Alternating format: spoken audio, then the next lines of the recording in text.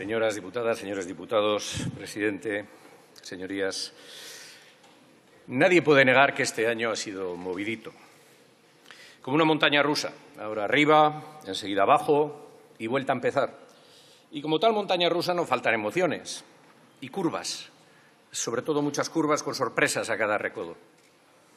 Pocos negarán que la montaña rusa es la mayor atracción que uno puede encontrar en un parque temático. Quieras o no, siempre se corre el riesgo de acabar allí. Para muchos tiene una atracción fatal. Montar una montaña rusa mola, proporciona adrenalina, emociones y, aunque te lo imaginas, nunca sabes bien cómo es la caída detrás de la pendiente o si la velocidad en las curvas de tirabuzón va a hacer que pierdas el sombrero y ganes unas cuantas canas. Hay muchos tipos de personas que acaban haciendo cola en la montaña rusa. Las hay que van de valientes y se ponen en la primera fila del primer vagón. En muchas ocasiones para poder echar en cara al resto que ellos son más líderes que nadie, que el parque es seguro y que la montaña rusa es de ellos. Y que todos los que nos apuntan a la primera fila son unos flojos, porque ¿qué más da lo rápido que vayas? Los vagones supuestamente nunca descarrilarán. Y efectivamente, siempre está el compañero que acaba sentándose en la primera fila y gritando «todos queremos más» para que el resto no dude de él. Por supuesto, también, y cada vez en mayor número, están aquellos que se suben a ella, incluso en primera fila, pero en realidad lo que les gustaría es montarse en los autos de choque. Eso sí que es chulo. Piensan, todo el día zurrándose sin rumbo. Se iban a enterar todos los demás, descoyuntados con las embestidas que les iban a arrear desde sus vehículos. Y luego están aquellos que se montaron más o menos a gusto, pero son conscientes de que el parque de atracciones tiene ya bastantes años y ha sido poco o nada remozado. A los que no les hace ninguna gracia los chirridos que vienen escuchando en la montaña rusa cada vez con más frecuencia y que amenazan ruina estructural. Y también estamos aquellos que no queríamos ni ir al parque de atracciones y encima nos metieron en la montaña rusa a empujones, porque, oye, la cuadrilla debe permanecer unida, quieras o no, y si no te gusta la montaña rusa, pues ajo y agua, que para eso somos más y más grandes que tú. Pa' adentro, quejica. ¿No te das cuenta de que esto mola un montón y lo hemos decidido en cuadrilla? Si no te lo pasas bien es porque eres un raro, que te mareas. Pues te aguantas porque el bote de las pastillas judiciales con biodramina jurisprudencial solo es para uso y beneficio de los de la primera fila. ¿Que quieres bajarte e igual hasta cambiar de cuadrilla? Pues no puedes, insolidario, que eres un insolidario. Ha tocado ahora celebrar por todo lo alto el 40º aniversario de la Constitución española. La primera Constitución que une a los españoles, dijo Felipe VI el pasado día 6. Por insistente y repetido algo, no se convierte en verdad. Puede el jefe del Estado esconder la cabeza, pero los hechos son tozudos y demuestran que hay una Constitución que es cuestionada y no aceptada desde amplísimos sectores de la sociedad vasca y catalana. La contundente aseveración del rey significó que ni considera ni le preocupa la no integración en ese consenso de esos vascos y catalanes. También algún otro discurso que he oído hoy en esta Cámara. Que haya 5 partidos políticos cuyos representantes ni acudan al acto de celebración no le importa en absoluto. Representan, al parecer, a ciudadanos cuyas voluntades son prescindibles. Nada menos que un 6,5% de la población del Estado. Y eso sin contar a todos aquellos ciudadanos españoles de todas las partes del Estado que rechazan la monarquía y muestran su desafección absoluta hacia la Constitución y el sistema político tal y como está concebido. Desde luego, seguir insistiendo en una única realidad nacional común, como lo hizo Felipe VI, no va a traer una solución de estabilidad constitucional. Más valdría que hicieran caso a algún padre de la Constitución que defiende, y recientemente, ir explorando vías de codecisión y bilateralidad basadas en una lealtad institucional mutua y en un pacto que abandone la unilateralidad y que bien podrían, si hubiera voluntad, encontrar anclaje constitucional. Otros, como el Partido de Ciudadanos, pretenden, cambiando la ley electoral, que ni estemos en el Congreso. ¿Para qué vernos? Con ignorarnos se acaban los problemas. Achacándonos a los partidos vascos o catalanes mangonear, como si no representáramos a nadie y estuviéramos de prestado, obviando que los denominados partidos constitucionalistas, formando una mayoría abrumadora en la Cámara, son incapaces de ponerse de acuerdo sobre cualquier tema. Preocupantes tiempos estos, en los que se dicen compartir por parte de importantes grupos políticos de esta Cámara ideas en torno a las expuestas en el programa de Vox. Tiempos en que la corrupción ha escandalizado a la opinión pública y en que, según todos los indicios, hasta se utilizan recursos del Estado para sustraer pruebas de cargo ocultándoselas a los tribunales. Tiempos de escándalo en el Poder Judicial, que funciona con un corporativismo escandaloso al albur, servicio y designio del poder. Tiempos en que la forma de Estado, la monarquía, está siendo cuestionada como nunca había ocurrido hasta ahora. Tiempos en que relevantes dirigentes políticos han llegado a pedir acabar con el acuerdo de Schengen. Tiempos en que jóvenes líderes políticos de esta Cámara, hoy mismo, reniegan del apaciguamiento y abogan, literalmente, por el palo y la represión. Aunque, como bien saben, yo no hago mía la Constitución española, voy a decirles algo a su favor. Es lo suficientemente ambigua como para, partiendo de interpretaciones imaginativas pactadas, encontrar soluciones.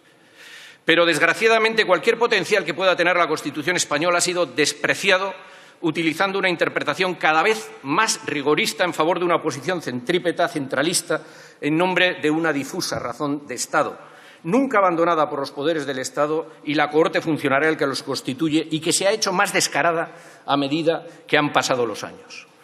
Para guinda del pastel, España tiene una situación desconocida en Europa occidental. Hay políticos en prisión provisional hace más de un año y en huelga de hambre.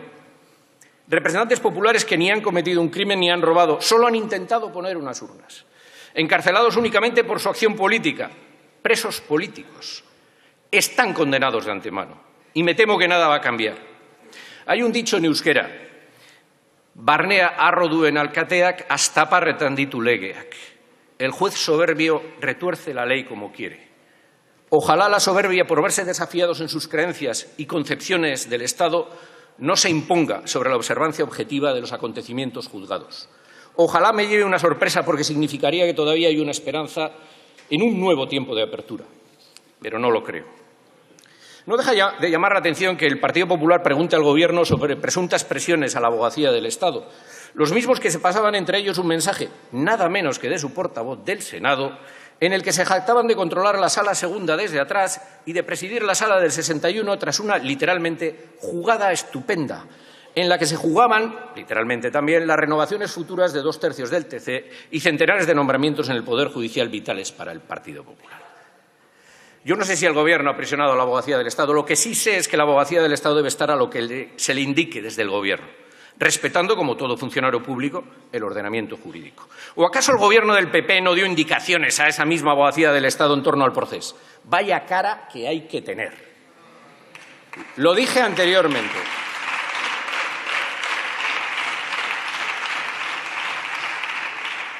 Lo dije anteriormente y lo vuelvo a sostener. No estoy de acuerdo ni con la calificación anterior de rebelión ni con la actual de sedición. La solución debe venir por intentar convencer a través de la reflexión, la moderación y la generosidad, nunca por la fuerza y la coacción, instrumentos estos últimos que no contribuyen en absoluto a solucionar los problemas sino a enquistarlos. Hay que eliminar vocablos que he oído hoy en esta misma Cámara como combatir o enfrentarse a los enemigos. En este sentido, ha de hacerse una llamada a todos, no excepciono a nadie. No es razonable que quien desde una minoría intente controlar la calle e impedir todo acuerdo se imponga sobre las instituciones democráticamente elegidas. La representación democrática expresada en las instituciones es la única legitimada para hablar en nombre del pueblo. En Euskadi hemos conocido intentos de tomar la calle por la fuerza por parte de algunos, intentando erigirse en voz única y desprestigiar las instituciones, generando todo el caos posible y el cuanto peor, mejor. No quisiera que llegara a pasarle eso a nuestros amigos catalanes. Sería un gran error. Como tampoco es razonable que se ignore que una parte importantísima de la población desea más autogobierno, reconocimiento nacional y capacidad de decisión sobre su futuro, sea cual sea. Ni una parte ni la otra pueden seguir negándose y ocultando a la población la realidad, que este es un problema complejo, sin mayorías, que solo puede arreglarse a través de la negociación política, con generosidad, visión de futuro y rechazo al dogmatismo. Pero, en primer lugar, quien debe dar los primeros pasos y mostrar el camino ha de ser usted, señor presidente. Señor presidente, escúcheme. No, mal vamos entonces. Escúcheme. ¿Qué ha hecho? Todos tienen que dar pasos. Pero usted, señor presidente, tiene una posición y una responsabilidad especial. ¿Qué ha hecho para encontrar una solución? Ha hecho gestos, pero en nuestra opinión es necesario que haga propuestas concretas. más allá de una retórica vacía y demostrar esa buena disposición que yo le reconozco. Es entonces, que muchas veces ha sido contestada con desprecio, también se lo reconozco, no dando paso a que eso pudiera haberse profundizado. Pero es necesario que haga propuestas concretas. Es entonces cuando aquellas posiciones intransigentes, del todo o nada, en el otro extremo, podrán verse cuestionadas. Otro proverbio vasco. Hobe da pakearekin arrautzia, esies aharrarekin bilarrauzia. Más vale un huevo en paz que un ternero habiendo disputa. Ni unos ni otros pueden sentarse a esperar que las cosas vayan sucediendo. En su caso, si desea adoptar esta última actitud, señor presidente, tiene usted ejemplos recientes en los que mirarse. Pero eso solo contribuirá al deterioro de la política y a la postre de las relaciones humanas y el bienestar de la ciudadanía. Aún está a tiempo. Para todo esto va a necesitar una base parlamentaria más amplia que la que tiene. Y eso pasa por la consulta y el diálogo. Consulte usted antes de plantear las medidas que piensa adoptar en este Parlamento. Estamos asistiendo a un escenario que se mueve políticamente a decreto ley semanal. No es la mejor fórmula, porque su abuso está acabando por desvirtuar el propio sistema parlamentario. Pero he de reconocerle que otros ya lo han hecho antes que usted. Y también entiendo que tampoco tiene mucho margen. Pero lo que no puede ser es que, salvo honrosa excepción, nos enteremos de intenciones y contenidos como mucho un par de días antes de su aprobación en Consejo de Ministros. Se comprometió a ello, hágalo. Por otra parte, si me permite una opinión bien intencionada, absolutamente bien intencionada, señor presidente, tiene que centrarse en proponer cosas que son factibles y sencillas en su trámite. Sinceramente, es arriesgado y meterse en camisa de 11 varas proponer una reforma semántica de un artículo de la Constitución, que, por cierto, no tiene problema para ser aprobada, pero que va a suscitar enmiendas variadas de muy diversa índole sobre las que no se ha trabajado anteriormente para buscar un consenso y van a generar de nuevo enfrentamiento. Lo mismo ocurre con las propuestas ómnibus que puede tener la intención de plantear. Cuanto más simple sea algo, más sencilla será su tramitación, sin previos globos sonda, sino tanteándolo discretamente con las fuerzas que pueden darle apoyo. El cumplimiento de los acuerdos siempre es un activo, también el desarrollo de la ley y un buen clima político. Por eso, que se hayan producido algunas transferencias de Euskadi es un activo en positivo. Pero debe usted continuar. No puede ser que haya costado tanto proceder a una transferencia de ferrocarriles ordenada por sentencia del Tribunal Constitucional. Tampoco puede ser que los mecanismos administrativos entorpezcan y ralenticen más de lo comprensiblemente necesario los acuerdos que usted se comprometió a llevar a cabo desde esta misma tribuna. Señor presidente, por ejemplo, luego le voy a preguntar a la ministra de Hacienda y ¿por qué no hemos podido traspasar todavía los terrenos de la antigua central de Nemoncia a las instituciones vascas? Hay proyectos que están esperando a ser desarrollados. ¿Por qué no se están ejecutando algunas partidas y proyectos referentes a Euskadi que ya están incluidos en los presupuestos, notablemente del área de fomento? ¿Cuándo vamos a tener un calendario de transferencias finalmente? Y por otra parte, señor presidente, sería bueno que algunos ministros no calienten el ambiente alardeando de que competencias que forman parte claramente de una ley orgánica, como es el Estatuto de Autonomía, no van a ser en ningún caso transferidas. Ha manifestado usted que quiere presentar los presupuestos. De acuerdo, está en su obligación y derecho. No seremos nosotros quienes pongamos trabas imposibles de cumplir para impedir que salgan adelante.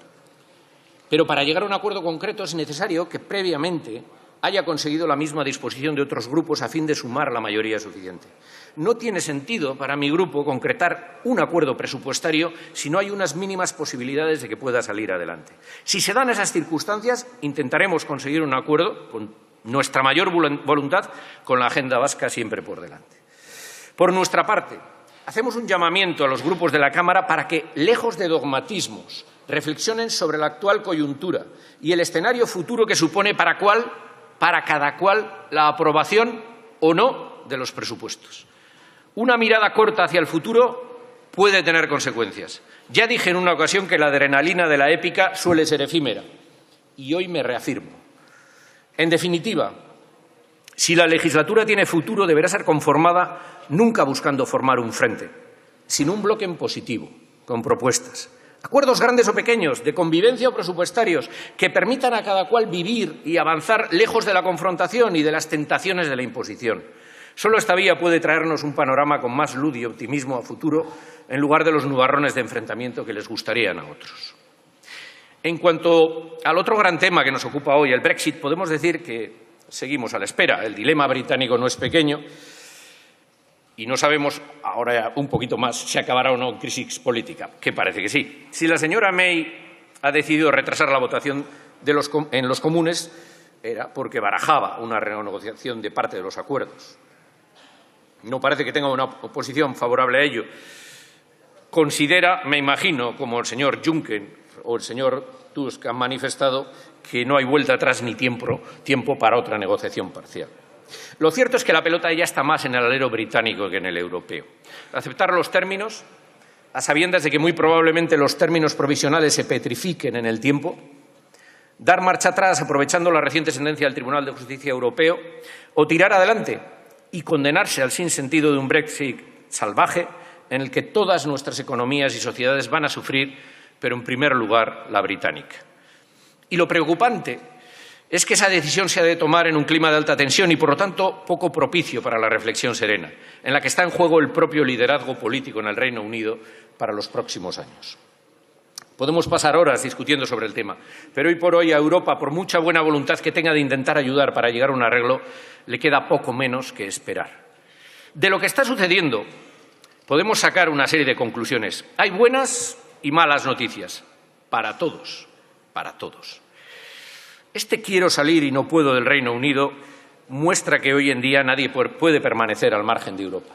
La época de los estados soberanos se ha acabado por el momento. Sobrevivir fuera de Europa es muy difícil. Es también llamativo que esté siendo la cuestión de la frontera norirlandesa uno de los escollos más importantes para la aceptación de los acuerdos. Habrían querido convertir esa frontera en algo cerrado, pero la realidad político-social lo hace imposible. Europa está contribuyendo al reencuentro de los pueblos por encima de las insalvables fronteras de los Estados que tanto han hecho para dividirlos culturalmente. La idea de Europa sale reforzada en este sentido, pero Europa, si quiere atender a sus ciudadanos, también tiene que afrontar en su seno la existencia de realidades nacionales dentro y por encima de las fronteras de los Estados, naciones comprometidas con ese proyecto europeo. Escocia, Flandes, Cataluña y Euskadi están llamando a la puerta. Una realidad a la que tendrá que ir dando cabida y voz en unos nuevos marcos que hasta ahora no se habían previsto. Dos palabras con respecto a Gibraltar. Usted hizo una pomposa declaración señalando que había conseguido que se manifestara explícitamente en los textos sobre el Brexit, que España tenga que dar su aquiescencia a los acuerdos que Europa adopte en el futuro relativos a Gibraltar. Y lo hizo sacando tanto pecho que obligó a la primera ministra a responder en los comunes, agradeciendo al ministro presidente Picardo su gran trabajo en la negociación, de la que se mostraba muy satisfecho, y afirmando que nada se hará sin consentimiento del Reino Unido y Gibraltar. Está bien, señor presidente, ha modificado el texto, pero ¿alguien cree que Europa iba a tomar en ningún caso alguna decisión sobre Gibraltar que no estuviera respaldada por España? ¿Es que algo así ha sucedido alguna vez? Por supuesto que no. Va de suyo, conociendo cómo funciona Europa. En cualquier caso, señor presidente, si la posición oficial española sigue siendo que Gibraltar es todavía hoy una colonia, ya va siendo hora de que sean consecuentes en el sentido de que en lo relativo a esta, según Naciones Unidas, debe haber un diálogo permanente con los habitantes del territorio y ha de oírse su voluntad. Ya es hora de que acepten que los gibraltareños tienen una voz propia y que ningún acuerdo puede serles impuesto vía Londres o Bruselas. Ya le pasó a España en el Sáhara Occidental. Le hablaba al comienzo de mi intervención de la montaña rusa en la que se ha convertido la política española y viendo los avatares del Brexit creo que otro tanto puede decirse de la política europea. Hablando de rusos, señor presidente, permítame que le haga una pregunta a ver si me la puede aclarar. En estos tiempos en que tanto la Unión Europea como desde los aliados, Estados Unidos y Canadá, están acusando a Rusia de instigar las fake news y protagonizar una auténtica guerra informática, ¿cómo es posible que España, de manera unilateral, firme un acuerdo de ciberseguridad con Rusia? ¿En qué cabeza cabe esto?